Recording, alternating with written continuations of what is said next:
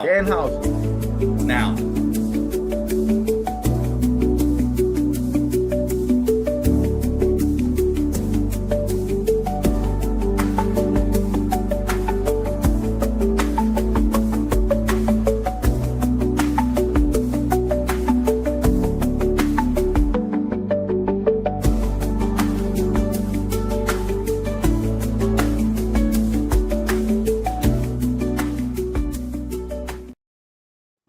He was trying to fuck on me.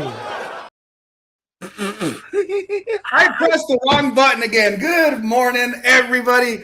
Welcome to Kayfabe Coffee, episode 47. Don't wake and bake.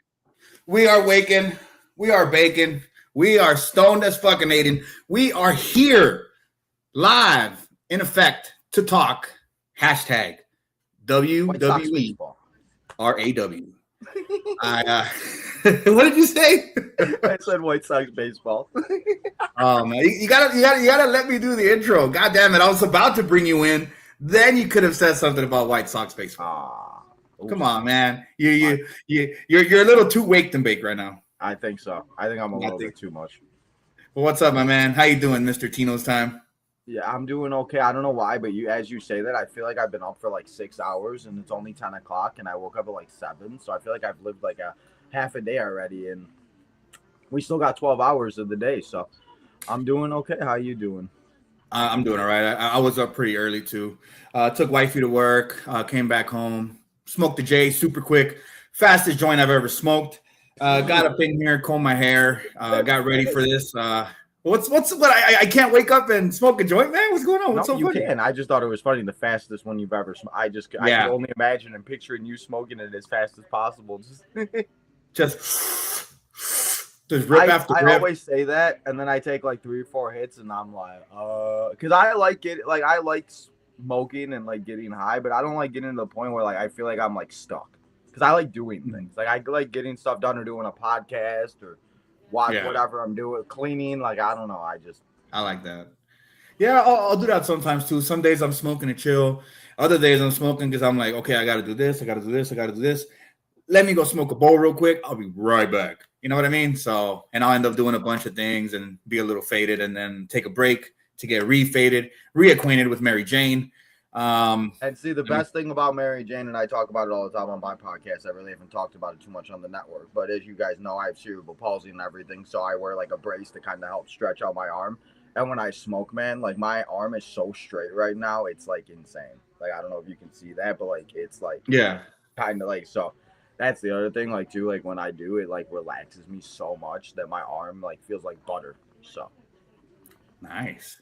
No, I mean it is relaxing. It's supposed to be a cure-all, but they just don't want to tell you that because then big pharmaceuticals will lose out on taking your money. So exactly. I mean, it's crazy. They like Montez Ford, Seth Rollins, others talk about it in WWE, Austin Theory and stuff. And now that they do it and all of that, so it's always one of those things. And I don't know if you're a big football fan, but I always wonder what Josh Gordon's career would have been like if he didn't get screwed and got banned and all the shenanigans because he got caught smoking a bowl or a bong at whatever. So, or what about? Do you remember during the draft the one Miami Dolphins offensive tackle that got caught with a gas mask like 2 days before the draft? Or it might have been like the night before the draft.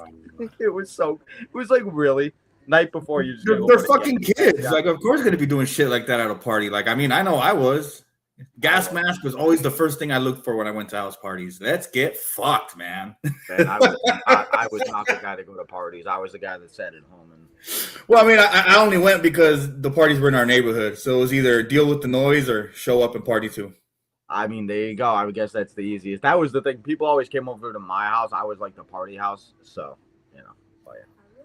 You're the party guy, huh? It's always Tino's party time.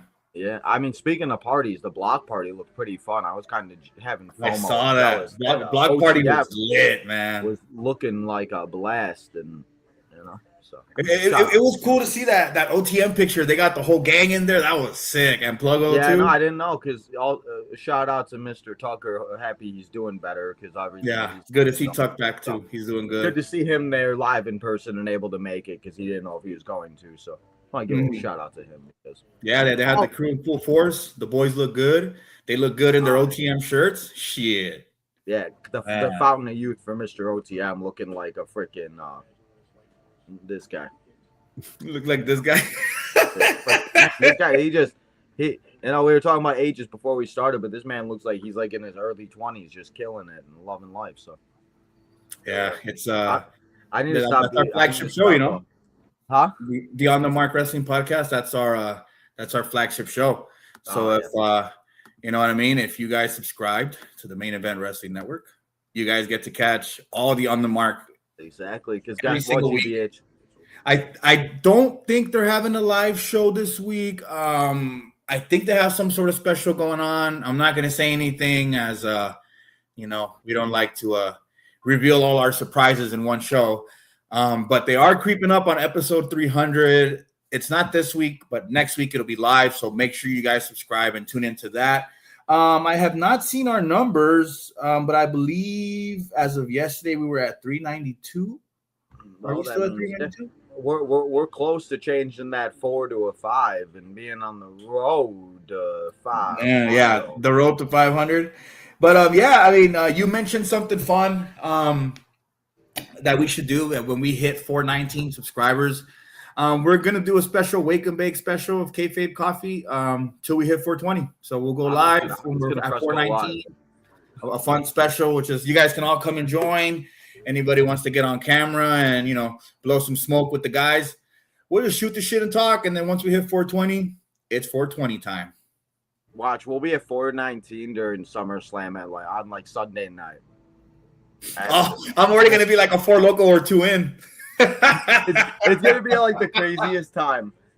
It's going to be off the chain, man. We need to have Kyle set up a stream and just have it set up and send us the StreamYard so we have it at least, so that we don't have to be like, hey, Kyle, can you make the link for us? It's like 4 a.m. Oh, is that ready to go?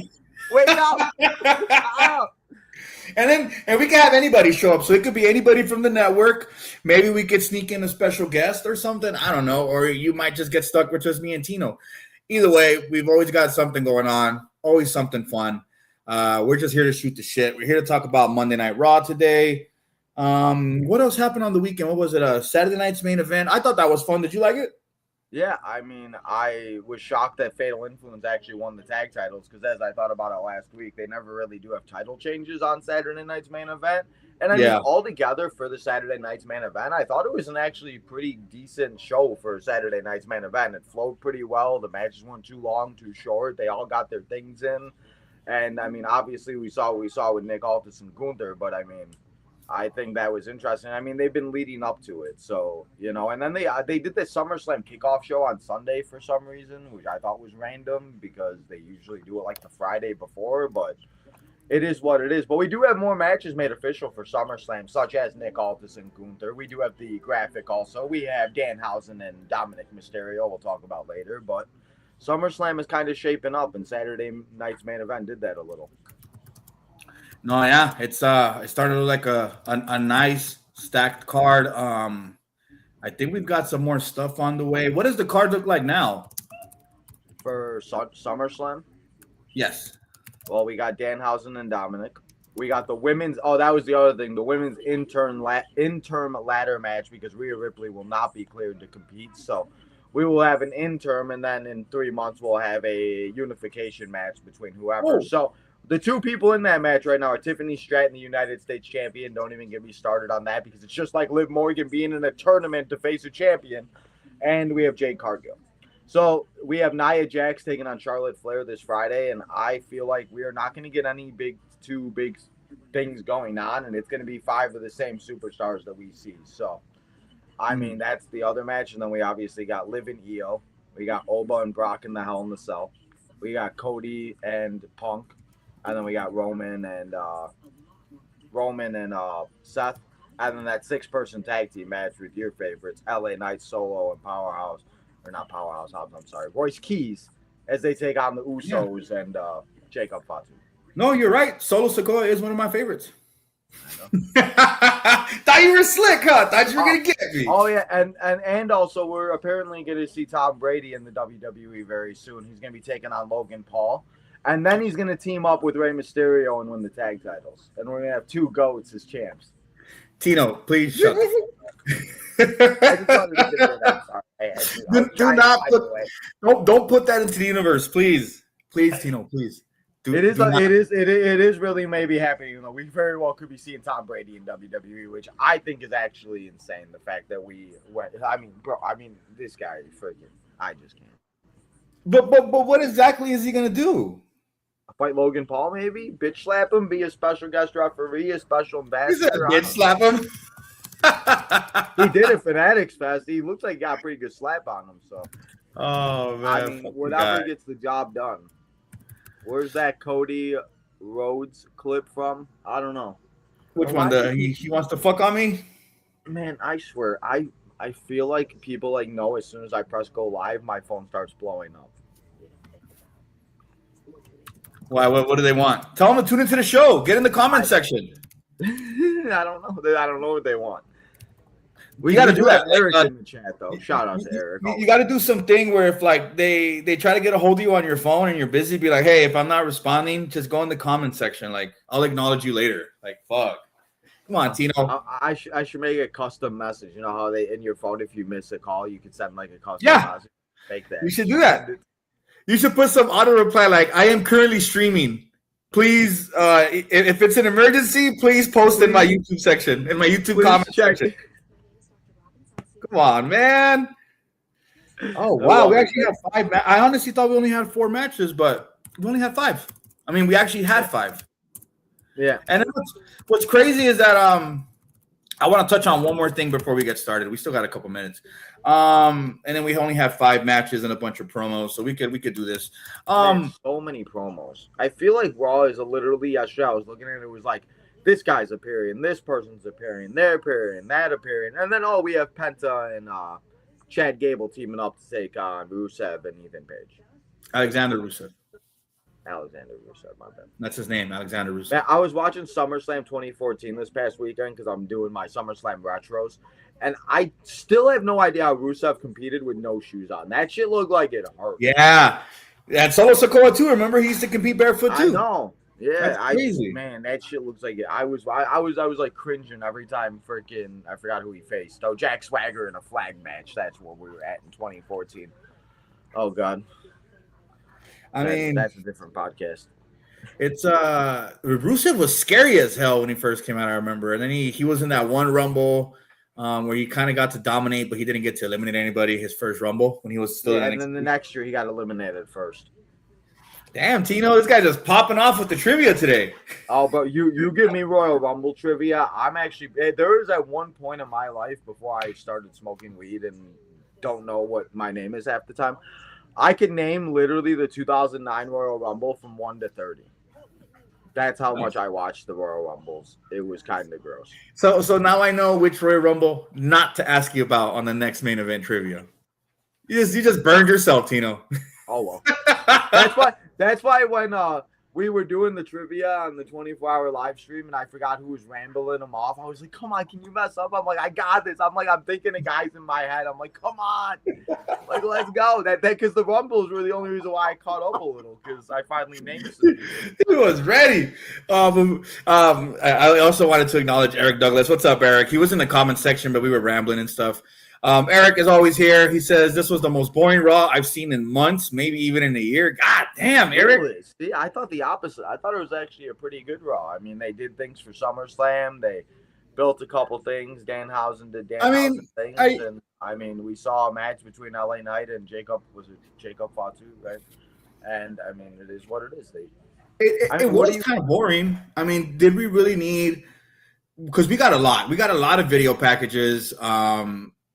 Usually you reserve those for the go home shows. You know what I mean? Like the Roman Reigns and Seth Rollins thing.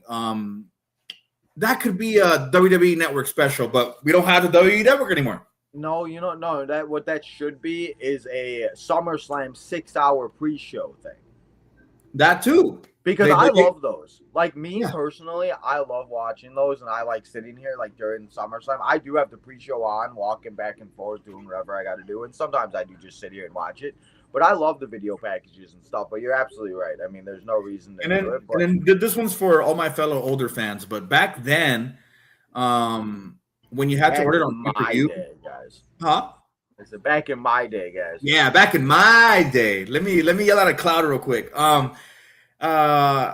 When I was younger, like 9-10 years old, when you had to order it on pay-per-view on cable, even before you paid for it, they had a pre-show. And they went down the matches. They talked about it. They gave their opinions. They talked about what happened on the last episode of SmackDown or Raw. I mean, I think it was Jonathan Coachman, or I forgot who else that would do them. And then what's his name? Scott Stanford started doing them when they were on the network. But they used to have they would run the video packages. They would run previews. They would talk about the matches, how they got to that match. The pre-shows always work. The pre-shows are a lot of fun. Like you mentioned, the 6-hour ones, it's like, why the fuck not? Sometimes people don't have time to watch Raw, SmackDown. You do a 2-3 hour pre-show that goes over every single match, every single scenario that you've missed the last couple weeks. I mean, so much helpful. But instead, we get Peter Rosenberg. Hey, got nothing against them. They're doing their job. They're doing their thing. That's exactly what they're doing. But I would rather see the video packages and stuff like that than listen to them talk about. Obviously, give your predictions, do this and that. But I feel like they need to kind of make it sometimes kind of like, I don't know if you watch like NFL Good Morning on like a Sunday when they're doing like interviews with like Josh Allen and Caleb or Jordan Love, whoever the hell, whatever game's on that week. I feel like they should do more stuff like that and then have like the people come back and like how Howie and Terry come back and that group and they give their picks and their predictions and then they keep track. Like that would be really cool if like the commentators kind of kept track, or not the commentators, like the pre-show panelists people kept track of like their record, and it would kind of give something else to look forward to for the pre-show, because all they do is sit there and talk about the same thing, and then they show the video package, and then they show the same. Like I like watching the video packages during the pre-show because I'm sitting here talking like this during the actual pay-per-view, and I don't watch it all. So it's like that's when you should be showing those things, and that's because it's like it's that. But then they show the same thing during the show. Like we just need to see different things. Exactly. And then you want to keep people in, that's how you're going to do it. There's Roman Seth package. They could have done that for a good 15, 20 minutes talking about the match. Yeah.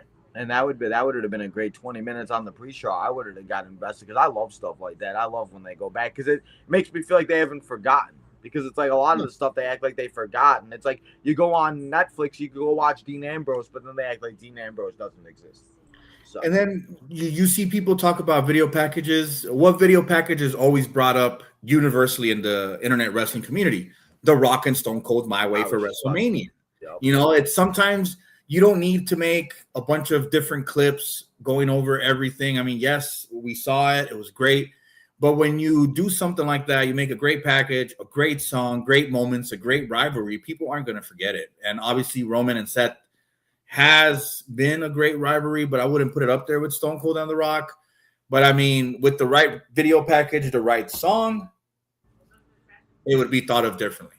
And then maybe 10, 15 years from now, kids will say, hey, you remember that video package of Roman and Seth? Fuck yeah, I remember that video package. You know what I mean? I mean, shit, it's been 15 years and I still talk about the Miz's video package for WrestleMania 27. Like that was like a really good one. Even though the match wasn't the greatest or whatever, that video package was great. Or even like the Usos video package of WrestleMania 40. Like that got me hyped for the match, and then the match was super kick party. So yeah. There's ways to make it work. But I had another gripe I wanted to mention.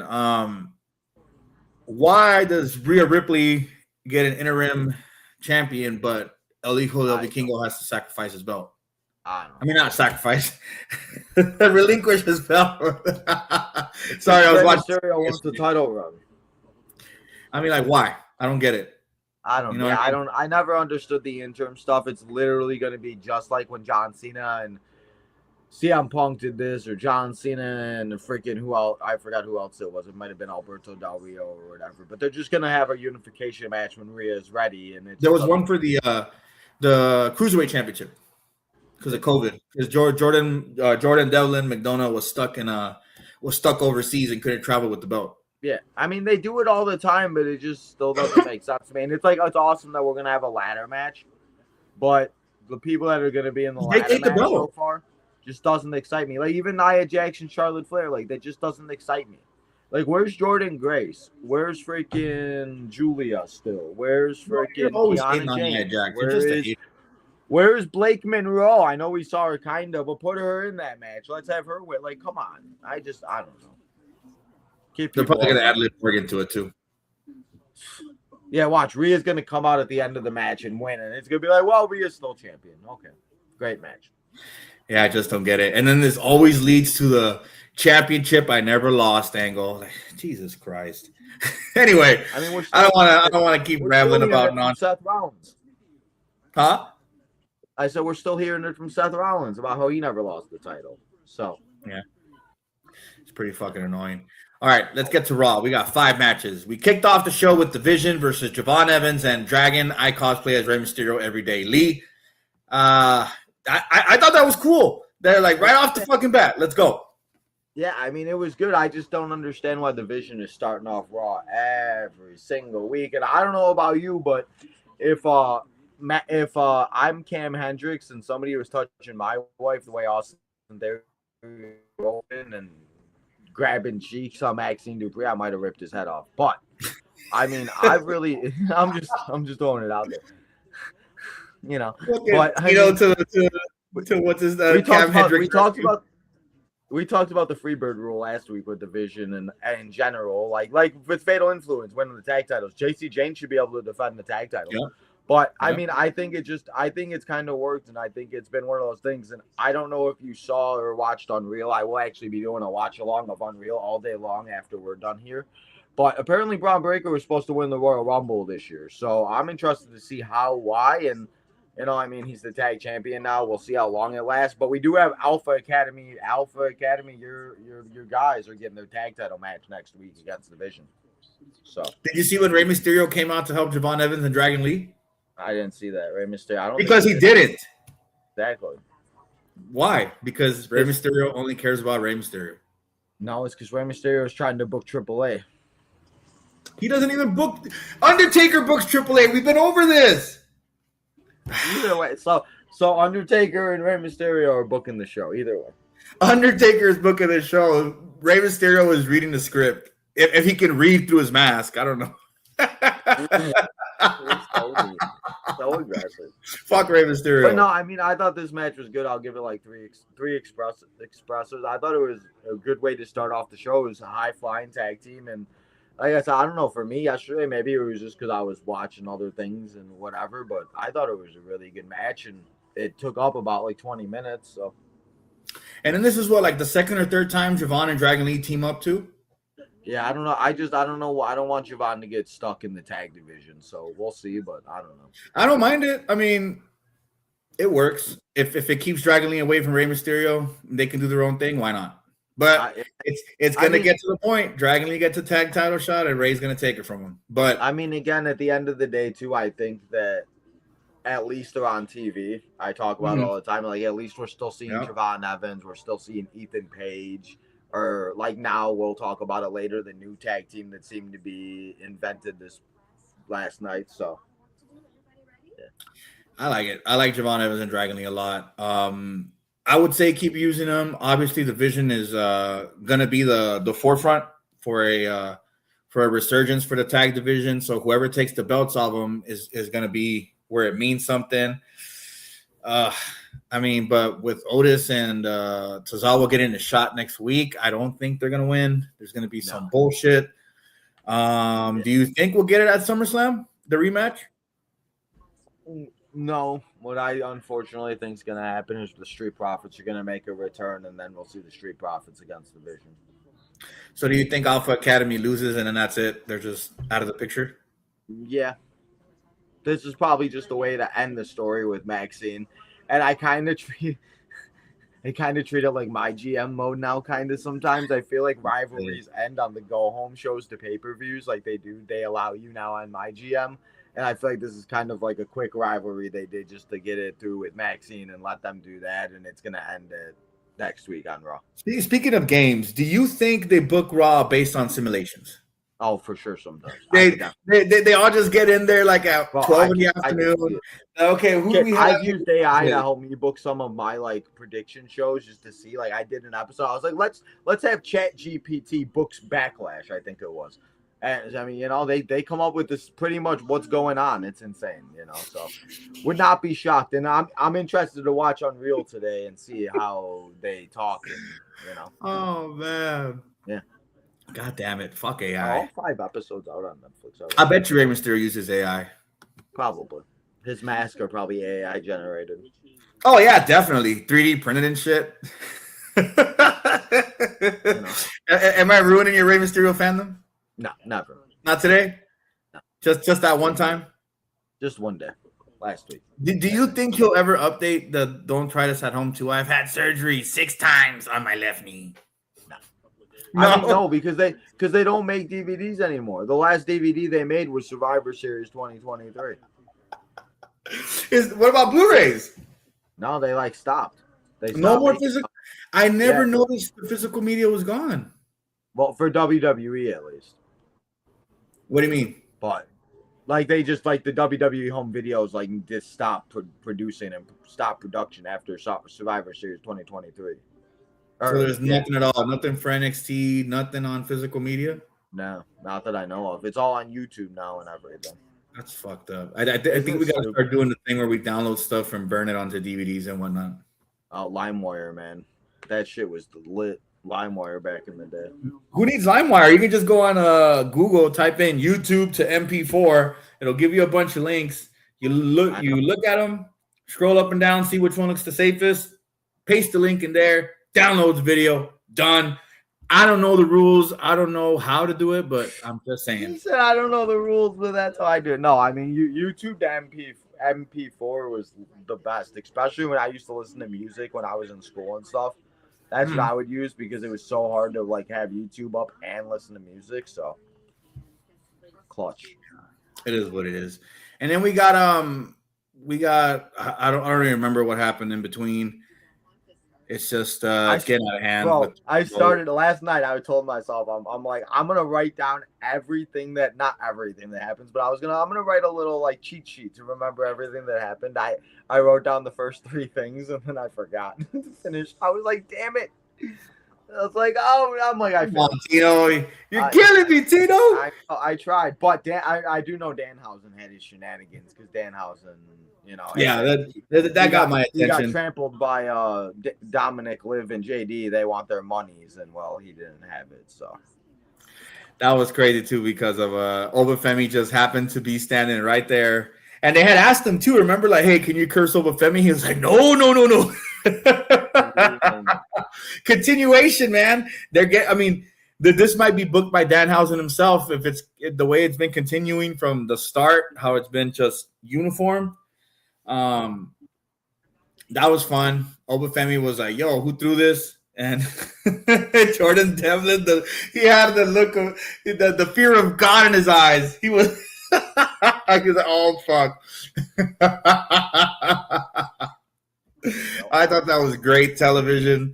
Obafemi can do it all. Obviously he could play the backstage roles as well.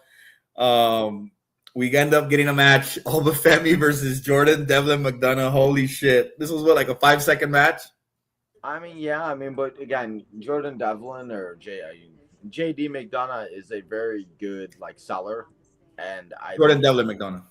He did a very good job. And people need to remember, and they seem to forget who JD is because the way he's been used on the main roster. But he's a very good wrestler. And, I think he went out there and did exactly his job. So he made Oba look strong, and Oba continues, and then Oba and Paul, and we'll see how that goes. I'm just still so worried about this match, this Hell in the Cell match, but I hope they prove me wrong.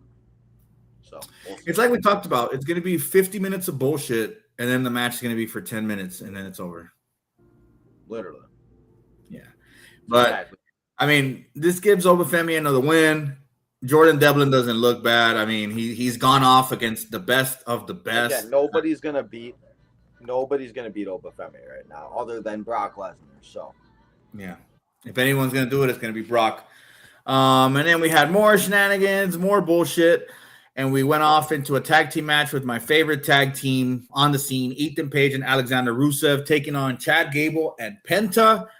I mean, I was digging all the Chad Gable stuff when he was, a bad guy against Luchadors. Now he's a good guy with Luchadors.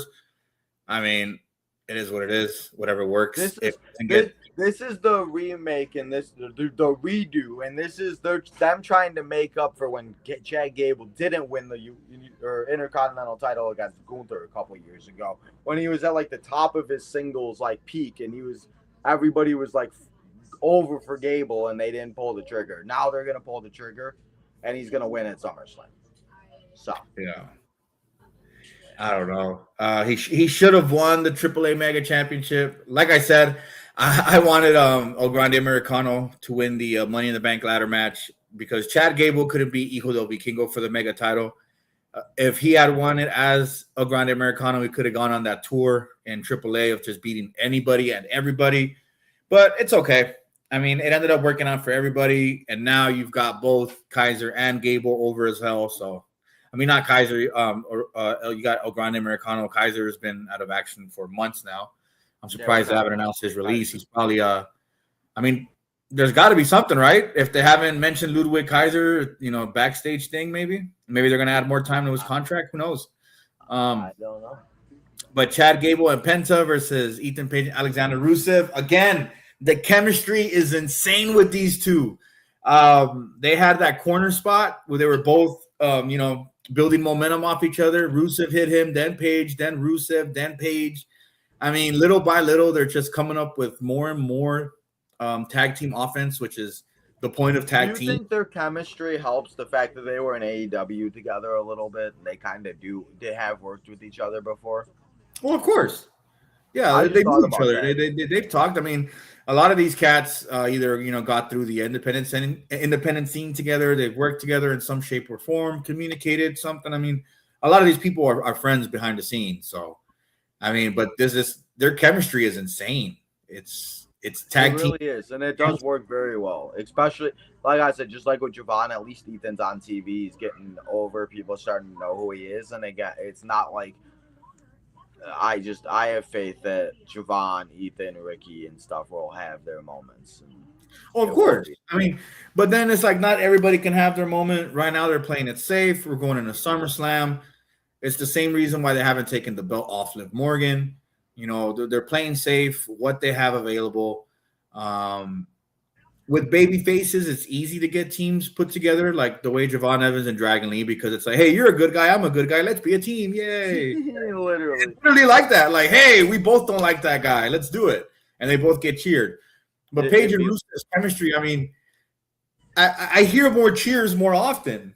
I don't think I'm the only one that sees the vision, not the team, but you know what I mean. I know like, what you mean. What do you think about it? How do you feel about Rusev and Page?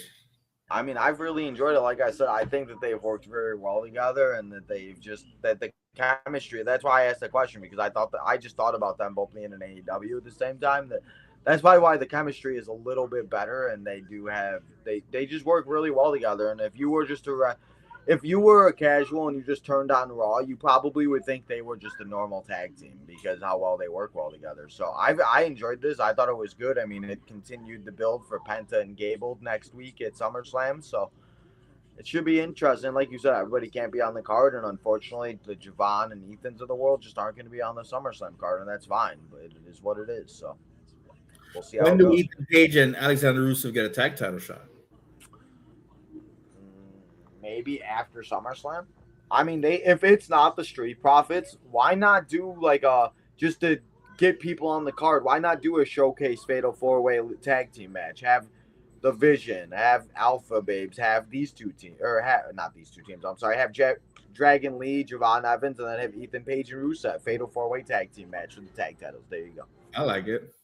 I mean, just something like that if you want to get everybody on the card, because again, we do have 6-7 matches, but I think you mentioned it last night in the Discord that we're probably going to see about 5 to 6 more matches made by the end of next week, because the show is next Saturday. I can't even believe that. And then Ethan Page and Alexander Rusev are heels, but you put them up. Oh, we got 9 matches. I'm sorry. So we'll have like 3 or 4 more added. My bad. I didn't realize Maybe a we had pre-show that match or two too, because they just did the Trick Williams one and that went well. So who knows? That's crazy.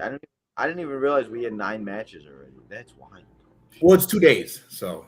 No, I know. I just didn't. I figured, but I just. Oh, I see what you mean. You didn't think that many matches were good to go because the graph. I don't know. I didn't do the math correctly. I thought there was like 6, but oh well. I mean, again, this is the thing too, where you're looking at the card for SummerSlam, like it's looking like a good card, but then again, you have to also remember the reason why they're doing Danhausen and Dominic is to have like that little like comedy and entertainment match and stuff like that. So it's just one of those things that I always try to think about it that way now, where they're trying to please every type of fan base and every type of person. So we're going to have those matches and those moments that you're just going to have to deal with. It's never going to be, we're just never going to have, and I think that's the problem is back in the day, I always think about it, like the fact that Triple H, Batista, Undertaker, Kane, Big Show, like these are just Hall of Famers and legends I could keep naming. They were all in it at the same time. Mm-hmm. So, and again, I'm not saying all these people won't be Hall of Famers, but like you don't look at them that way right now. So, I mean, overall, this match was a lot of fun. I liked it. Ethan Page and Rusev have hit a stride. I mean, the right team won here, obviously, but I mean, the story should be differently next week. If you're not booking them in singles matches for SummerSlam or keeping them in the Intercontinental title picture, then you've got to give them a bigger push on the tag scene. I mean, they won last week. They're going to take an L this week to the babyface team, but next week they could easily beat Chad Gable and Penta again if they run it back. So I give this match 3.5 espressos. I feel like Chad Gable's got something up his sleeve, but we'll see what happens. What do you think about what did you give that match? Did I? Oh, no, that was the other one. I'll say 3 espressos, too. I thought it was really good. I enjoyed it. And again, I mean, they all did their job, and I thought it was I forgot who pinned who. Rusev got pinned by who? Was it Gable? I believe so, yeah. And Rusev almost tapped out Gable, too.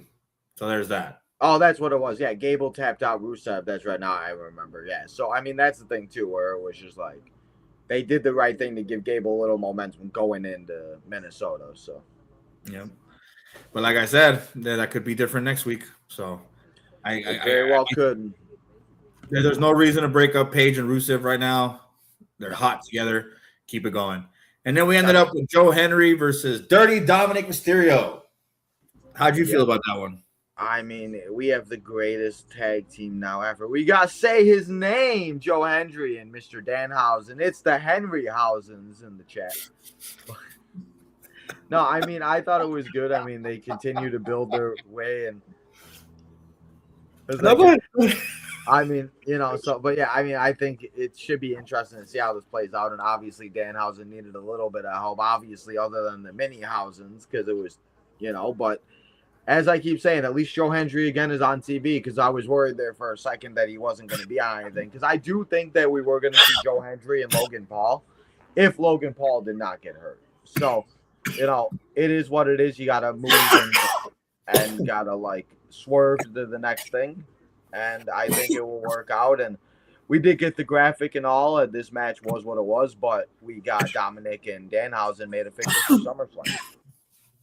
How do you feel about that? Do you feel like Dominic's being wasted and having these matches at SummerSlam, or do you think it just makes sense?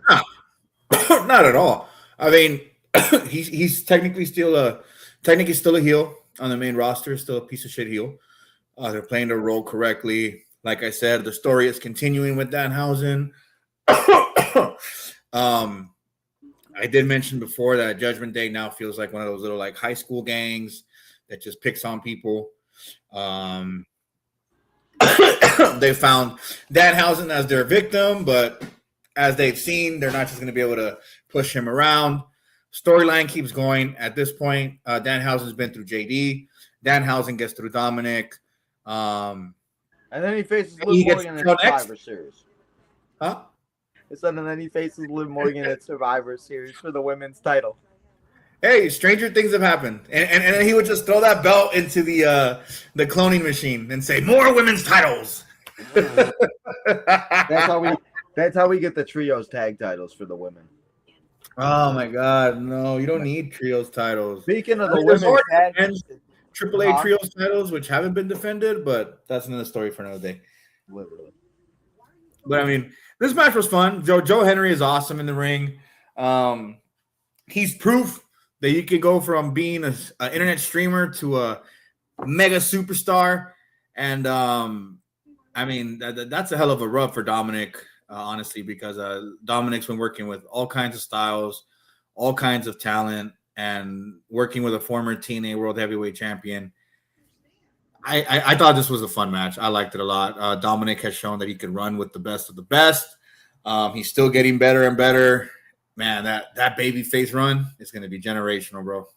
Oh, it really is. I mean, you could already see people getting over for Dominic, and that's the thing. I mean, people love Dominic so much, and again, then they go actually into like when he was a kid and how he's grown up and he's done this and the match with Eddie and how Eddie, more than he already has. So I cannot wait to see it. It's going to be good, but for right now, he's going to keep being that dirty bastard that we all know and love. So, and I think that's the thing too, is when he does become a good guy, we're going to kind of miss him being like the way he is now.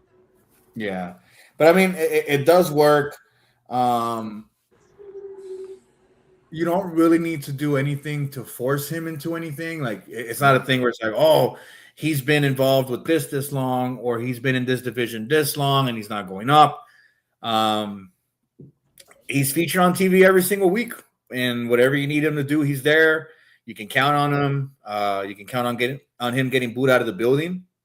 It's not one of those like, oh, go away, can't stand you, go away heat. It was more like, we hate you, boo, but stay, give us more. You know what I mean? It's those heels people want to see. You need those in wrestling, just like you need the baby faces people want to see. They don't want to see all the baby faces, just some of them. And this works. So I give this match 3.5 espressos as well. There was some solid ring action. We got shenanigans. Storyline keeps going. People are complaining online about Danhausen. I don't fucking care. Judgment Day is supposed to be spooky, and now they're not spooky. Danhausen can be all the spooky. Completely fine with me. You keep all of Judgment Day busy. You keep Danhausen busy, and you make it one of the biggest angles on WWE Raw. I have no gripes about it. No complaints. No. I mean, I enjoyed it. I agree with you on that. 3.5 espressos. And I mean, again, like I said, it did the job. It continues. And as I said, we got the match made official for SummerSlam. So there you go. Yeah. And then did you also see the other graphic I posted yesterday? Which one? The one for the Sábado Gigante mixer? No, I did not. Oh, yeah, that's right. I have to do that on Saturday. Thank you for reminding me. I forgot. I made it official. There's a graphic, and everybody's logo is on it, so it's official. Well, looks like I'll be back Saturday to talk about guys I don't know anything about, but we'll do our best to. Yeah, so subscribe to the Main Event Wrestling Network. We're still just 8 away from 400. We have 2 mixers this weekend, I believe. Yeah, there's an AEW mixer and a AAA mixer. So come on and hang out this weekend. I believe we're having 2 SummerSlam mixers, if I'm not mistaken. Yep, night 1 and night 2. Okay, so got a lot of fun stuff going on over here, guys. Make sure you subscribe, tell a friend, tell your friend to tell a friend, then we can all be friends. Let's see. Oh, hey, Eric Douglas has a comment for us. Can I ask y'all a question? Do you think the celebrities WWE is getting excessive? I don't. If you want to grow the product, we need. I mean, that's literally what it is. They're trying to grow the product and they're trying to bring in fans of other people. Like I always talk about how like there's certain people that watch certain movies, or like Tom Brady, like J-Dog's gonna watch WWE now again more because Tom Brady's gonna be on. That's exactly what they're trying to do. They're trying to get people that love Tom Brady to tune into WWE. They're trying to get people that like Logan Paul or freaking Little Yachty or whoever's Cat on Saturday, that Jalen Brunson on Saturday. That was why they did that, because they were in New York. Like if they were in Chicago, they'd probably bring out some Cubs players or Bears or Hawks, Sox, whoever the heck they want to show up. So it's just a way to get people involved, because it also brings in fans that don't watch wrestling that might tune in. And they've always done this with celebrity involvement. But I mean, again, TKO, though, I think has, again, definitely been the reason why it's got more excessive. But yeah, you're right. Vince has been doing this since WrestleMania 1. So and now there's less and less people watching wrestling, and that's not just WWE. That's just across the board. I mean, from the beginning of time, the numbers have always dwindled down, so to speak. I mean, there's a lot of ways to watch wrestling now, so it's harder to get accurate numbers. But the game has changed. Streaming has changed. It's changed television. It's changed everything. So obviously, wrestling's going to be affected by it. They're going to try to get as many people as possible in, as many new people as possible in, and events like Saturday Night Live is a glorified house show. But look what they did this weekend. They had the Fanatics Fest. I want to go to that. That looks just so much. And it's just a house show. So, I mean, if you were to do that with all the Saturday night main events and have like a nice event, a nice little weekend thing, it's not a bad idea because they're already heavily involved in SummerSlam, WrestleMania, the big events. And yes, that's excessive and it's a little annoying. And if the Fanatics Fest is proof of what they can do, they might run that back every single event too. I mean, it's money for everybody. It's just generating money. You get as many stars in there as possible. And even the people who appear, like you can tell some of them you can tell are having fun. Some you can tell are obligated to be there.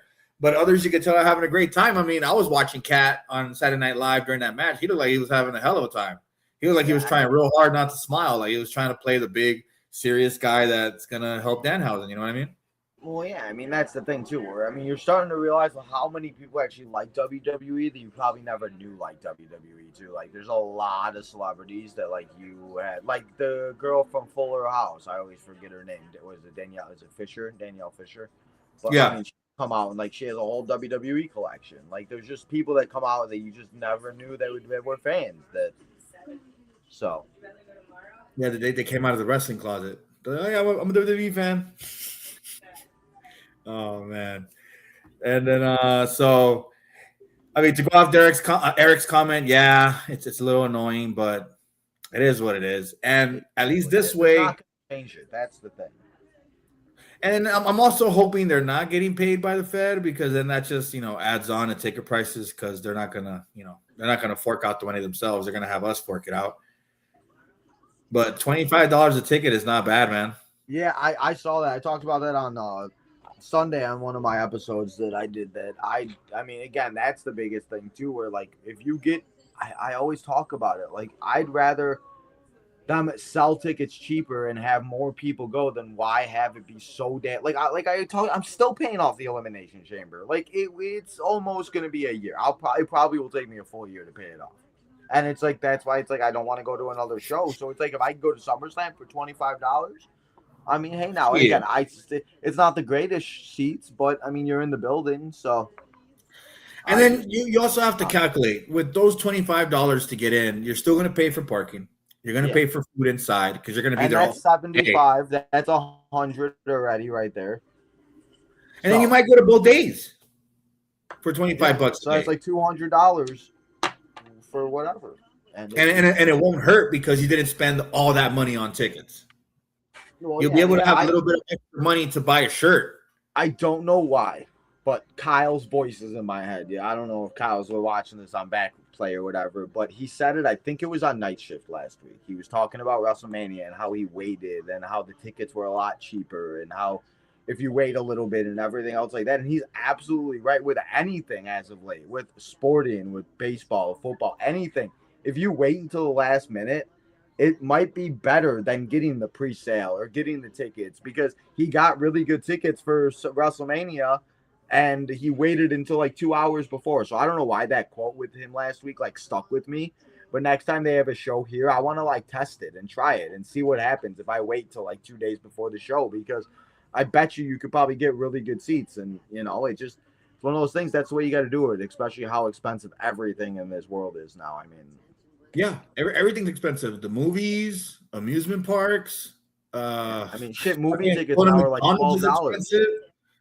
So, I mean, not everybody's got money like that. I tweeted about it earlier too because some people were saying that AEW lowered tickets, WWE lowered tickets, and AEW's always had decent ticket prices, though.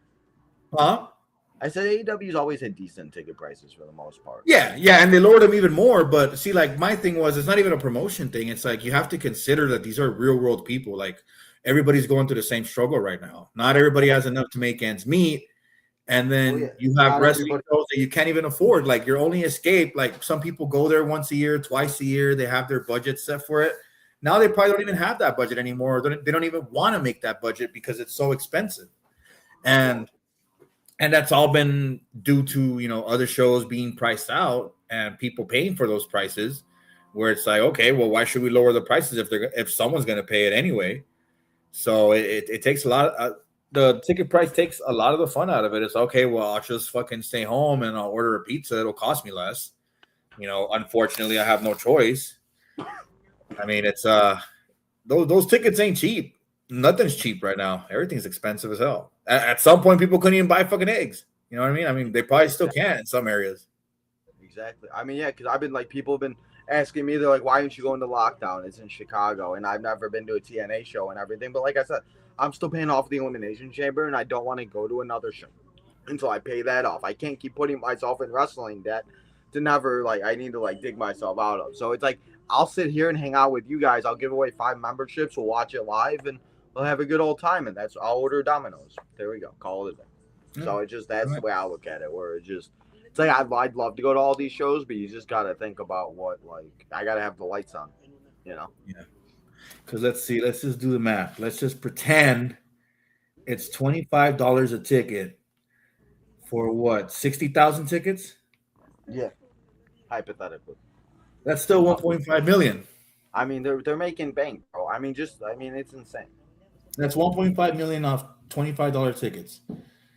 I mean, obviously that's not enough to feed everybody that's performing. I mean, it's not, but it's that's if every ticket was $25. You know what I mean? Yeah, but again, then you got your fees and all of that nonsense. So. Yeah, the sponsors that put money into it. So, you don't have to fork this price to the consumers. I mean, we're not going to go to shows if we can't afford it. It's going to get to a point where people are just going to stop showing up, hopefully. But it is what it is. Let's get to the main event before we go off into another fucking tangent. We've got Not From LA Knight versus Jacob Fatu. I just got to say, man, I'm probably the biggest defender of LA Knight, and I'm not even a fan. People are just so fucking ungrateful. They really are. I love LA Knight. I don't get it. I just don't fucking get it. He continues to do it. He shows up every week. He does his job, and he doesn't complain. And that's the greatest thing about it. And what I've heard from people, he's one of the nicest dudes ever. I mean, he has complained about it, but the fans shouldn't need to be complaining about it. I mean, he's on TV every single week. He was on TV how many times yesterday? He got to cut a promo, and he was in a match? 3. Bro, he's been on TV at least 10 times in the last 2 weeks. There was a Raw 3 weeks ago. He was on there 4 times. It was like, okay, again, I got no problem with it. More LA Knight, the better. But again, that's the thing. And again, I don't think people realize they get paid every time they're on TV, even if they're just walking backstage, like Danhausen. Danhausen don't wrestle. You don't think Danhausen's not getting paid because he doesn't wrestle? No, he gets paid because he goes out there with a cloning machine and brings Cat out. Some people get paid to stay home. I mean, yeah, that's true too. Yeah. Some of the people that are injured, we haven't seen in a while. So. If I had to show up to work every week, where I had to travel, book a hotel, do the PR, then go to work, and then do it all over again towards next week, I mean, that still seems like a lot of work. You know what I mean? It is, but if you love the job, you will. And I mean, that's the thing too. Exactly. It's like you've got to consider everything this guy's doing every single week to get out there on TV. And I don't know if his deal includes covering his expenses. He's been doing this for a decade, bro. It's not like he wasn't Eli Drake in TNA. He was in ring. He's been doing this forever. So. And then you don't always need the championship. What if LA Knight never gets one, or if he gets one, will that be enough? Yeah, well, again, that's the thing. Just like Sammy's saying, he got it, but now it's, he only got it for 9 days. I mean, shit, Drew McIntyre had it for 5 minutes. So it's just like, come on. Roman had it for 17 seconds. Oh, no, Daniel had it for 7. I forgot, whatever the hell that was. Rey Mysterio had it for 30 minutes. Yeah, right? Yeah, that's John Cena said, no. No. John Cena said, we want the smoke, yo. You got the solo cup? You got to say it. You got to say the thing. What? We want the smoke? We want the smoke, yo. yo? You about to smoke, yo? What's up, yo? What's up, chat? Well, you gotta turn your hat backwards too. No. No. Oh man, fucking Tito. No. Got the red solo cup. No, ready you need to look at this. See this? This is what they call a first place baseball team. You see this? See First this? place White Sox. Love Man, to see it. You deserve this right now, Tito. You Man, do. Man, you have no idea. Even though the catcher yesterday may have torn his Achilles, we're still pushing through. Do you think the White Sox will go all the way? I don't think they'll go all the way, but I'm hoping they'll make the playoffs. I mean, they were projected to win 75 games, and they could very well have 60 wins by the beginning of August. So, I mean, it's insane. And they only won 62 games last year, and they're at 52 already this year. So, it's been just one of those things that as bad as they've been the last 3 years, and we talked about it on the Southside Boys yesterday, it just, I don't know, man. And I feel like that's part of the reason why the summers went by so fast, because football starts in a month. It's like, holy crap, it's already September almost. Yeah, but look at that. White Sox start doing good. LA Knights on TV more. Everything's going great for you, huh, Tino? Yeah.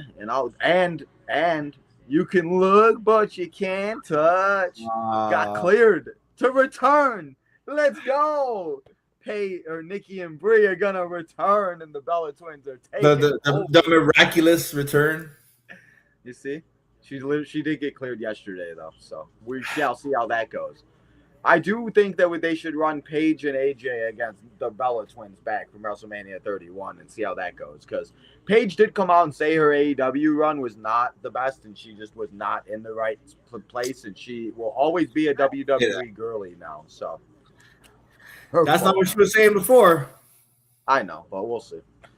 It's always the convenience. That's why it's better to just not say anything. At least I know. The one thing that I wish WWE had that TNA does is the injury report on Thursday nights. I love that because there's so many people that I forget are injured or have I could not tell you what happened on TNA last week.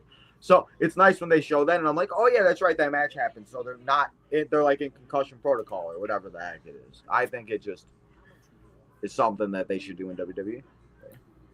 Oh, that would be cool. And I think they update it too or something every week. So if like a person's scheduled to be out 2 weeks, the next week it's already updated. It would help. Or like when baseball players are day to day, it would be nice to know Rhea Ripley's out of action. She's out 4 to 6 weeks. Just have something that we know who's hurt and who's not, because there's people I know, LWO still does stuff, but I would assume they were hurt. I haven't seen them in 8 months, Yeah. So, I mean, they only bring out LWO when Rey Mysterio wants to sell shirts. Of course. Oh, I'm serious, too. Did you see his stupid Mexico jersey? I did. Oh, my God. And then he had the audacity to say, oh, man, I know Mexico lost, but you can still own a part of history. I was like, dude, what the fuck are you talking about? Jesus Christ. That's like me buying the Bears. That's when the Bears won the division in 2021 or 2022, 2018 when they won the division. I went out and bought a sweatshirt, and then they got bounced in the first round, and then I never wore the sweatshirt again. So, but he's literally trying to sell a culture with his name on it. Man, that's just wrong, man. I mean, I guess he just knows business. He knows how to make that money. Way to capitalize on a fucking culture. What a culture. Here we are. All right, man. I made it to the end of the show. I don't want to beat up my laptop over this. Okay, so this match here, man. Jacob Fatu is in insane shape. He is fucking jacked. I mean, I remember when he debuted, he had lost the weight. He looked pretty, tall and slender. But it's he gained it all back in muscle. His arms are huge. His neck is huge. This guy is fucking scary big in a good way, obviously. I mean, do you think we're primed to see a Jacob Fatu heavyweight run soon? I after Sami Zayn won the title, I'm not giving up on LA Knight just yet, and I ain't giving up on anybody to ever win that title. Shit, give it to Danhausen. Let's be real here. At this point, Danhausen, I mean, he's way more over, sells way more shirts than Sami Zayn. I mean, I ain't gonna lie to you, bro. I haven't seen one person post that they bought the Justice for Sammy shirt.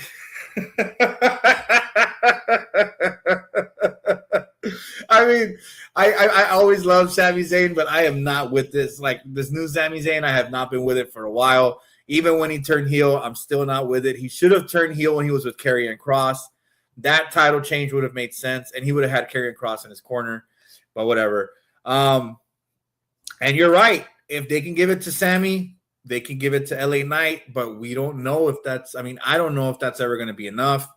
Do you give him a long reign, a short reign? And who does he defend it against? You know what I mean? Like who would you put up against LA Knight as champion? Well, of course, you'd probably go up against Jay. You'd go up against freaking the people that I feel like you just go up against like the same 7 people that you go up against. It would be like Jimmy, Solo, probably Jacob. It would be freaking all the Bloodline members again. And that's the thing. It's like you said, who would he really go up against that could like really get you into it? And I don't really know if there's anybody out there. But again, if you want to give him it and then have him lose it, maybe he wins it and then whoever wins Money in the Bank this year cashes in. You know, you could do something like that. So yeah. I think just him having the title and saying that he's a world champion is something that, again, I mean, you can never take that away. Like I said, you can never take away that Sami Zayn was a world heavyweight champion for 9 days. Never. You always say that. So we'll see what happens, man. But this match was awesome. I gave it 3.5 espressos as well. Solid main event. We got shenanigans. And it ended 10 minutes early. It ended 10 minutes early. It ended at 9:20, not 9:30. Yeah, it actually ended pretty quick. I know. I was shocked. I was like, is there another promo or something? I was like, is Roman coming out again? So yeah, no, ended early. But yeah, no, I mean, I agree with you. 3.5. I thought it was a good main event. I know people are saying this Raw was boring, but I mean, altogether, I thought it did its job and it continued the road to SummerSlam as we are one more Raw away. Next week will be the go home show. So. Yeah. And if you did not see, we got a bunch of face-offs. We got a couple matches and shenanigans. So, yeah. I like it. I think SummerSlam is going to be fun. Next week is going to be a stacked go-home show. I'm looking forward to that. We got a couple title matches. But I have to get ready for work. I have been looking and looking and looking. And I don't think they're going to cancel my shift. I have to go get ready. Before we get out of here, why don't you tell us what we can expect from you this week, my man? What you got going on today? Well, we'll be back in 30 minutes. We're going to watch all of Season 3 of WWE Unreal today because why the heck not? I got nothing else to do. So we're going to do that. And then I'll be live tonight for NXT. And then we got the NXT night shift tonight on the Main Event Network. But I'll be live all week on Tino's time as usual. We got another Southside Boys episode. If you want to go check that out with me, myself, D, Justin, and I. And then we had our guest Lenny on for the week. We're having a monthly guest. So go check it out as we're having a bunch of different people on talking some baseball. But yeah, appreciate you coming on. We'll be back next week for another Wake and Bake. And this is fun. It is fun.